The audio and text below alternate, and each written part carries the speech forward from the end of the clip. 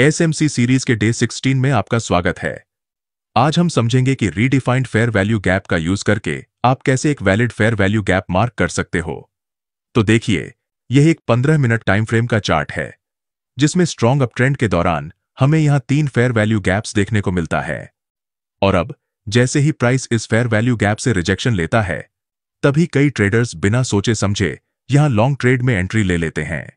लेकिन यहां दिक्कत यह होती है कि प्राइस इस फेयर वैल्यू गैप को रिस्पेक्ट नहीं करता और उसे ब्रेक करके नीचे आता है, जिससे यहां लगे हुए बायर्स के स्टॉप लॉसेस हिट हो जाते हैं। लेकिन थोड़ी ही देर बाद प्राइस रिजेक्शन लेकर वापस ऊपर चला जाता है।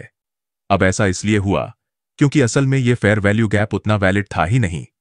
मतलब, अगर आप इसी चार्ट को 1 घंटे के टाइम फ्रेम पर देखोगे तो यह स्पष्ट हो जाएगा कि जहां रिटेल ट्रेडर्स ने एंट्री लिया था वहां बिग टाइम फ्रेम के हिसाब से कोई फेयर वैल्यू गैप था ही नहीं, और हायर टाइम फ्रेम पर हमें सिर्फ एक ही वैलिड फेयर वैल्यू गैप देखने को मिलता है और प्राइस ने उसी पॉइंट से रिजेक्शन लेकर ऊपर की तरफ मूव किया है।